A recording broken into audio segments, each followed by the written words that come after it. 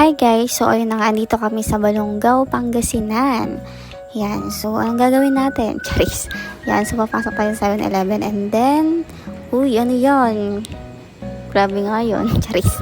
Yan, so for the mekos-mekos tayo for today's video guys. Yan, so tignan nyo na lang kung ano yung mga kinukuha ko dyan guys. Kung makakabuti ba yun sa akin or charis.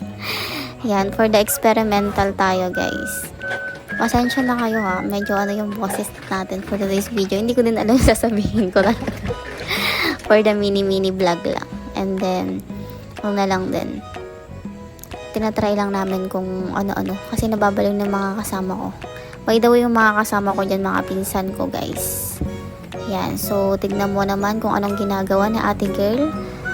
Yan, so for the Gatorade na ang nilalagay ni ate girl. And then, ano ba yun? Yung next na kukunin niya. Diyos ko, halo-halo na guys. Good luck na lang sa mga tiyan namin. Kung hindi ba sasakit. Yan, sige. Ano pa ang gusto? Yan. Tamang lang tayo. Bayad muna tayo sa counter guys. Yan, shout out sa mga pinsan ko dyan. Napaka-supportive. Sino kayo dyan? Yan, panoorin nyo na lang guys. Yan, tingnan mo, sara-sara doon. Pero syempre, joke lang yun, syempre. Yan, so bawal kasi doon, kaya dito kami sa may gilid guys.